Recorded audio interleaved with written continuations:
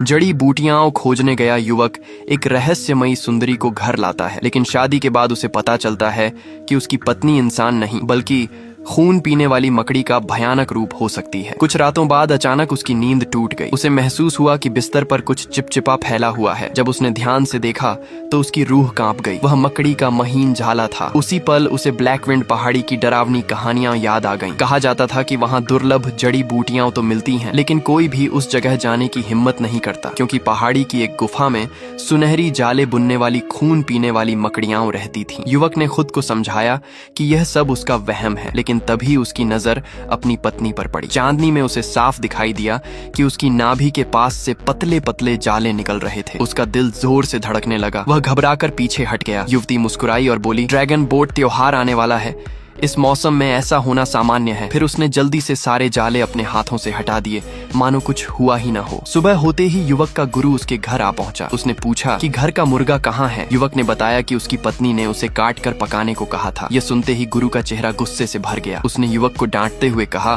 कि मुर्गा बुरी शक्तियों को दूर रखता है और उसे हटाना बहुत बड़ा संकेत है। फिर उसने युवक की नब्ज पकड़कर ध्यान से देखी और गंभीर आवाज में बोला, तुम्हारा शरीर धीरे धीरे कमजोर नहीं हो रहा, तुम्हारी जीवन शक्ति खींची जा रही है। युवक को अपने गुरु की बातों पर भरोसा नहीं हुआ। उसे लगा कि उसकी पत्नी उससे बेहद प्रेम करती है। वह हर दिन अपने हाथों से खाना खिलाती, उसका ख्याल रखती और उसे पल भर अकेला नहीं छोड़ती थी। लेकिन गुरु ने चेतावनी दी, वह तुम्हें प्यार नहीं कर रही, वह तुम्हें एक ऐसे पात्र की तरह तैयार कर रही है जिसमें जीवन का सार भरा जा रहा हो। ड्रैगन बोट त्योहार की आधी रात को वह सब कुछ छीन लेगी। युवक अब भी उलझन में था। तब गुरु ने उसे एक खास पीली शराब की बोतल दी और कहा, अगर वह इंसान है तो कुछ नहीं होगा, लेकिन अगर सच कुछ और है तो उसका असली चेहरा सामने आ जाएगा। उस रात युवक ने मुस्कुराते हुए पत्नी से कहा कि वह खास शराब लाया है और दोनों को साथ बैठकर पीना चाहिए। पत्नी ने जैसे ही कुछ घूंट पिए, उसका चेहरा अचानक पीला पड़ने लगा। उसकी सांसें तेज हो गईं और उसने घबराकर युवक को कमरे से बाहर जाने को कहा। तभी बाहर से तेज कदमों की आवाज आई। गुरु कुछ गांव वालों के साथ वहां पहुंच चुका था। युवक कुछ समझ पाता उससे पहले ही गुरु ने जोरदार लात मारकर दरवाजा तोड़ दिया।